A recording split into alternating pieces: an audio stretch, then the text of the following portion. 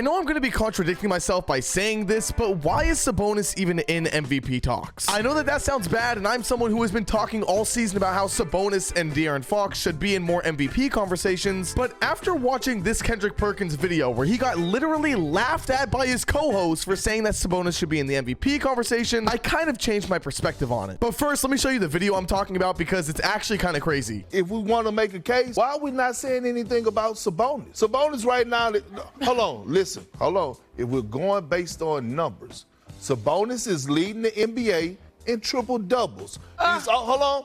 He's also leading the league in double doubles. The man is averaging 20, 13, and 8. Briefly, that is not just better case. As much as I absolutely despise looking at these motherfuckers with their little stupid smiles on their faces after saying this shit, let me relax a little bit. There is a big problem when it comes to MVP conversations, and that's that it's always going to come down to maybe 2 or 3 players maximum who are really gonna win. So me personally, I am a huge Kings fan. I want Sabonis to be in these MVP conversations, but at the same time, I know he's not gonna win. So yes, I love the credit that he gets for being in these talks. There's no point in trying to really make a push for him when you have guys like Luka Doncic or Jason Tatum or Giannis or, you know, whoever you think may actually win the award. Sabonis just isn't in that level, and I think he would be if the Kings were up in the 3rd seed like they were last year. I genuinely believe last year was one of the seasons where he should have been in those conversations way more than he truly was. I mean, if you look at where he was in those conversations last year, he ended up 7th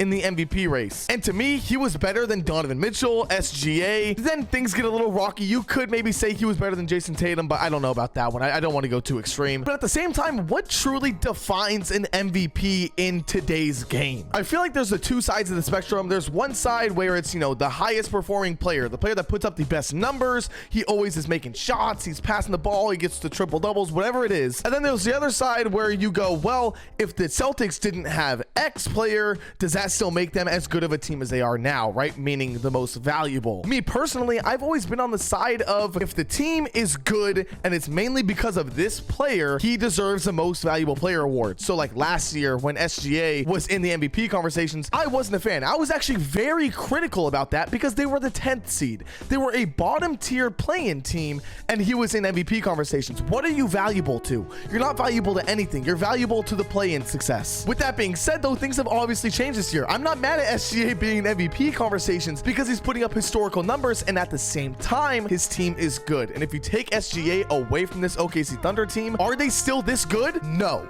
not in my opinion at least. Maybe you think Chet Holmgren is this amazing guy and that's the reason why they're 2nd seed, but you know. But then we look at players like Nikola Jokic. Nikola Jokic is having a worse season than when he won his MVPs, right? I think we can all agree. I know that the Denver Nuggets are a team that you can't ever underestimate because either way, you're going to see them in the playoffs and probably deep in the playoffs like the Western Conference Finals or the NBA Finals. But there's something about this season that I actually don't know how likely that is. To me, he's not my MVP. That's just me personally. But we can also talk about someone like Luka Doncic. And this actually raises up a bigger problem with today's NBA. I don't think we will ever see Jason Tatum win an MVP, and I have a strong feeling that Luka Doncic is going to be next in line. When you look at someone like Jason Tatum, he's always had somewhat good playoff success, even when he was a really young player, which I think is part of the reason as to why people hold these high expectations for him, which means that even if Jason Tatum gets to the NBA Finals like he did before, he doesn't get any credit or real acknowledgement for it until he probably wins a championship because he's had so much good success over the years. And with Luka, I feel like it's that same exact narrative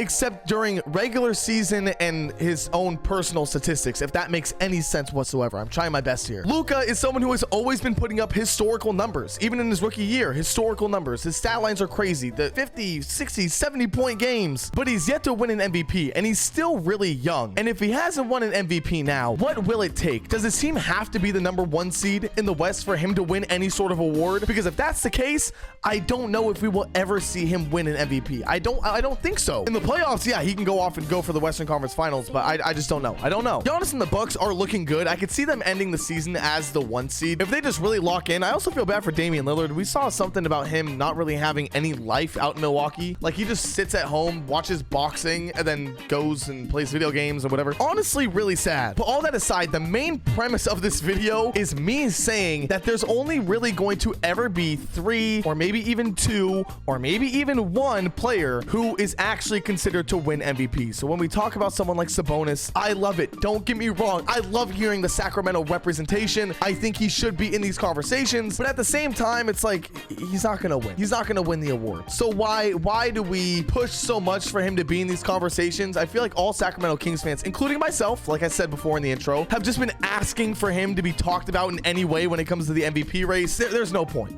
There's no point. I mean, the dude's not even an all-star, so he's obviously going to be disrespected in every single way, shape, or form. There's just no point. He's not going to win the MVP. Also, because Sabonis, I think, is leading the league right now in triple doubles or double doubles or something like that, I feel like it's really funny to share this video of him in the Denver Nuggets game last night where he just stat padded for the 10th rebound. Crazy. I respect it. I respect it, Sabonis. I'm not hating on you at all. So yeah, with that being said, Kings fans, don't hate me in the comments because I am one of you guys. I'm not trying to hate on Sabonis. I'm not trying to hate on anyone in this video. To me, my MVP as of right now, as of February 29th, happy leap day, by the way, is Shai Gilgeous-Alexander. I think he's pushed his team to a extreme high. He's putting up historic numbers right now. Most valuable player. I don't think anyone else is at that level and is that valuable to their team right now. But maybe the next player to win MVP is Victor Wembanyama. Oh my God. Do you not believe me? Go click the video up on the screen right now. Thank you guys all for watching. I hope you guys all enjoyed. Comment down below as well your opinion on this. I love reading and responding to every single person down there. And I will see you guys all